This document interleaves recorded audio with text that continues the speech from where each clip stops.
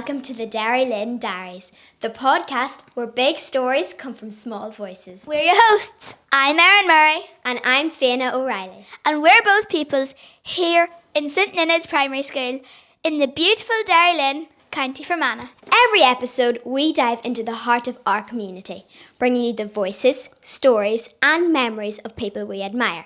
And today, we have a very special show lined up. That's right. Here on the Derrylin Diaries, we follow a fun format of 5 questions with. So, I bet you're wondering who the 5 questions with will be. Are you ready for our first guest? Let's roll out the red carpet. He's a legend on the pitch, a master of the sideline, a former pupil of St Ninad's, a proud Derrylin man, and the manager who led the Watty Graham's Glen to All-Ireland glory. It's none other than Malachy O'Rourke.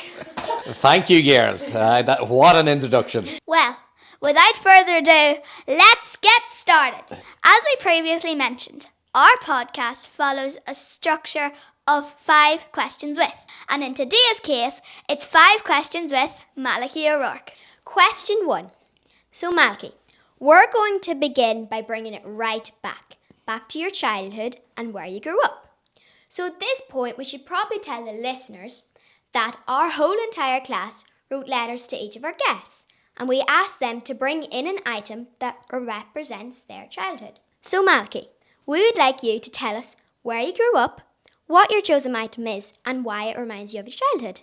Okay, now the first I'm going to say to you is, I've forgotten my item in my car. So it's not clever. But so I grew up in Derrylin, all right? So I went to the school here, and so great memories of the school. Now, the school wasn't actually on this side here. It was on the other side, and all my family went to the same school. And my father was the principal of the school. My mother worked in the school at a time. My sister-in-law, Brenda, worked in the school. So we've a big connection with the school. My childhood growing up in Derrylin was, as you can imagine, completely different than things are now. At that stage, when we were children growing up, there was no phones. We had no mobile phones or anything like that there. And I remember back at that time, we used to get what was called at that time, I presume it was just in our house, it was called a Saturday shilling.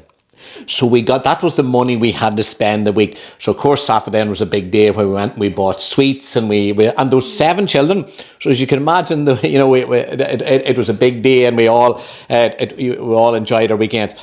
The 2 items that I brought with me today was a football and a tennis racket. And the reason I brought them was the football.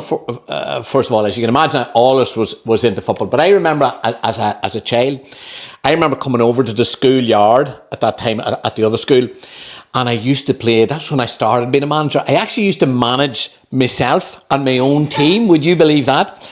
And I used to have a wee league. And I used to keep this league myself. And I was the manager and player manager of a team called Sparks. Would you believe that? And I used to have it. And now I'm going to tell you an even better bit. The centre forward on that team, now this was a soccer team at the time, because I was watching Match of the Day and all the things that was on the television. The centre forward on that team was a person called, it shows my imagination, was a person called Albino Luciani. And Albino Luciani, would you believe it, was actually the Pope at that time. And that's where I got the name from. So it's actually topical at the minute with the new Pope and everything else. The tennis racket actually comes as well because during the summertime, we always then got a tennis court drawn out in the schoolyard, put up the tennis nets, and we spent the whole summer playing tennis. And we used to, all our family, but the neighbours from around the place used to come, and we used to spend so much time playing tennis, particularly when Wimbledon was on, the Wimbledon Tennis Championship. So we had loads, and I always recall those days, it were really fun times. And that's why, when I was thinking of my childhood, that's why I brought the football and the tennis racket, and I have them here with me today, and I'll show you them after. So that's some of the things I recall about my childhood. Okay, so our next question area, Malachy, is all to do with school. We would love to know, when you were younger and attended our school, did you have a favourite subject? Also, do you have any funny memories from when you were at school? My favourite subject, and I'll give you a guess, I bet you know what it was. Maybe PE, correct. And I suppose I did like all subjects. I liked English, but of course PE was my favourite subject. And I remember one of the biggest things we looked forward to in the whole school week was usually, particularly when we got to primary 6 and primary 7, we were allowed out for the last hour on a Friday evening to play football in the yard. At that time, it was like an All-Ireland final. And I remember going home, and if we lost, I was really annoyed. If we won, it was great and so on. But it was brilliant fun, and I suppose without even knowing, you learn so many things there about teamwork and about leadership and about learning to lose and learning to win and sportsmanship and so on. So, things you weren't even thinking about at that time, but they were happening. So there was method to it as well. With regards to a funny story, there is one thing that always sticks out, in that it was Miss McDonald. Miss McDonald was the primary 4 and primary 5 teacher at the time.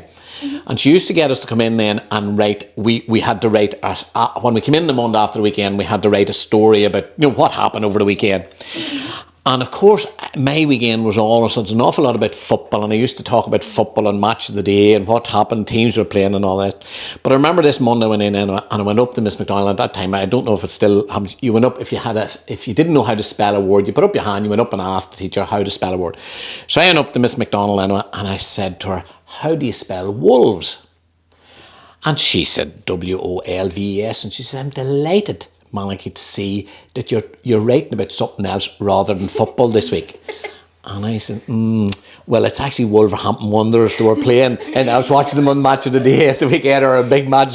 She says, I might have known. So that was, I always remember that story, So probably was that, and it's sort of a sign that even at that time, I was always really into sport and always really into football and so on. And poor Miss McDonald, I was thinking, she was probably thinking, I wish she'd write about something else. But I always remember that story about the Wolves. Question 3. It's an interesting one. So Malachy, we'd like to know, if you weren't doing the job you do now, and you could be anything, absolutely anything in the world, what do you think you'd be and why? Right, that is a tricky question. I suppose if you were to say, if I was to look at everything and say what would be the dream job, and I presume as you can imagine it would be something to do with sport. I love golf. I love playing golf. Now, I didn't play as a young, because as you know, in Derrylin, there's no golf course. So I didn't play much when I was young, and I only took it up, in latter years. So if I was to be given a job, I think I would like to be a golf commentator. I think I would like to be going all around the world, going to all these tournaments, to the Masters in Augusta, in Georgia, in the United States, and all these throughout Europe, throughout America, because all the golf tournaments are played in lovely weather. You get to enjoy the golf. To me, there doesn't seem to be that much pressure actually being a golf commentator. It's easy enough. You watch it during the day and then you can chill out at night. And so I think it would be a sort of a dream job. So that would be one. If I had to pick any job, I think that might be one I'd go for if I was able to do that one. For question number 4, we're going to dig a little deeper. That's right, listeners.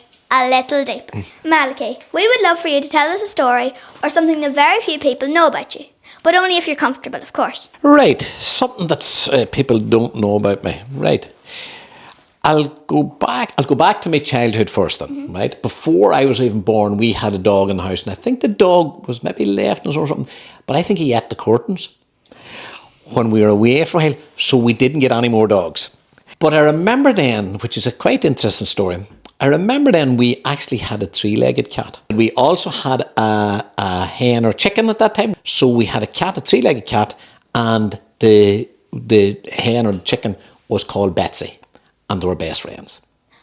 So we had Betsy, the hen, and we had a 3-legged cat, right? And they were best friends. A couple of more recent ones that people might know, simple ones. My ringtone is Thunderstruck by AC/DC. Yes, and that used to cause great merriment when I was working in the school, and that sometimes my phone, I'd forget to turn the volume off, and it could be in the middle of class. Next thing, this thing going, the boys took great laugh, they say. So AC/DC is one. And the last thing I'll say is this here. I actually also carry a wee thing in my pocket, along with me change, whatever, in my pocket. And on it, it's like a wee stone or whatever else. And on it says, "This too will pass." And I have that in my pocket. I'd say now I carry that for the last 20 years or more, and I always have it in my pocket. But it's just to remind me at all times that no matter what is going on, or no matter what times, or no matter you're under pressure, or no matter else, that everything passes. That you'll get up the next morning, it'll be a new day, things will be okay, and so on. And I think it's a good thing. It's always been good, and I've often quoted it before at different things, and even at school, and I've quoted the people as well, that, you know, it's really important to remember that don't get too frustrated, don't get too annoyed, don't get too anxious about things, that everything passes. And that, I suppose, you know, everybody gets a certain amount of time in life. You have to make the best of it. So don't spend too much time worrying and things like that there.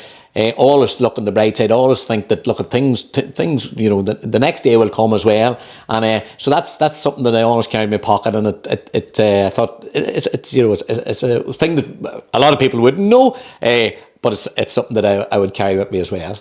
Sure, glad to know. We're on to our final question. Final question, right? Well, this time we'd like to ask for some advice from you. Because, as you might know, myself and Erin and the whole P7 class are going into secondary school next year. And we were wondering, what advice would you give to a year 7 people that might be a little nervous as they go into secondary school? Number one is that don't expect to go in and think, suddenly I'm in here in the first. Great if it happens, but don't be expecting to go in, I'm so comfortable here, this is brilliant, I am enjoying this here, this is a doddle for me. Oftentimes it does take, no matter what you do in life, if you're changing jobs, you're changing whatever else it is, it takes a wee bit of time to get used to that, to get comfortable in that environment and so on. The other thing is, it's important to realise that that's part of life as well. You know, every day you can't be going out every day and saying, oh, this is a brilliant day, I am feeling so brilliant today, I'm just on top of the world. And if you felt like that all the time, it would be very hard to do that, because there's other days that you're feeling a wee bit under pressure and a wee bit anxious and a wee bit worried about things.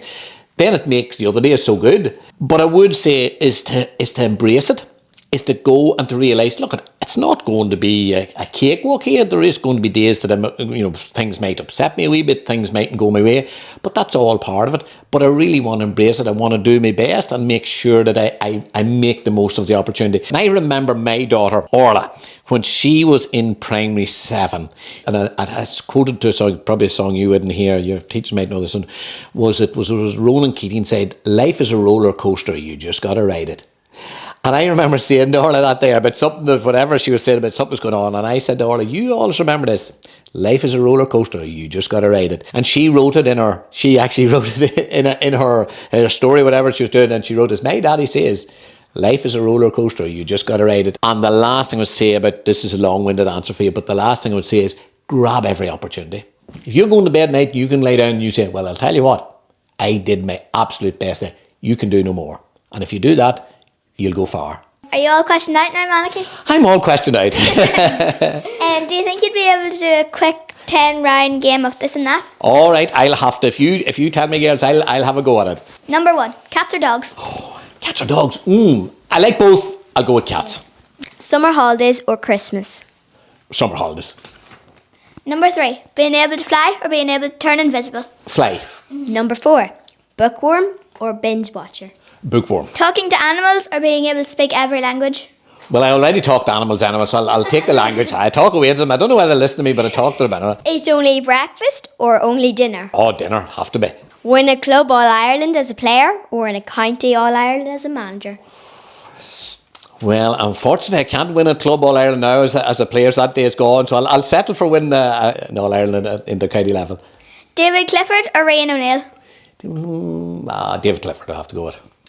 Right, Malachy. So, number 10, last question. It's a big one. Right answers only. Wrong answers aren't permitted. Okay. Fermanagh or Tyrone? Oh, is that the hooter? Oh, sorry, time's up. Sorry about that, girls. That's it over. I guess the saying's true then, Fiona. Time really does fly when you're having fun. Thanks so much to our tremendous first guest, Malachy O'Rourke. We've had a great time and it's been an honour to interview you. And thank you to you, our listeners at home, for tuning in. We'll soon be back with another exciting guest. Keep an eye out on our socials to see who we've got lined up. But for now, it's a goodbye from me, Erin Murray, and me, Fiona O'Reilly, and everybody on the Derrylin Diaries podcast team. Slán!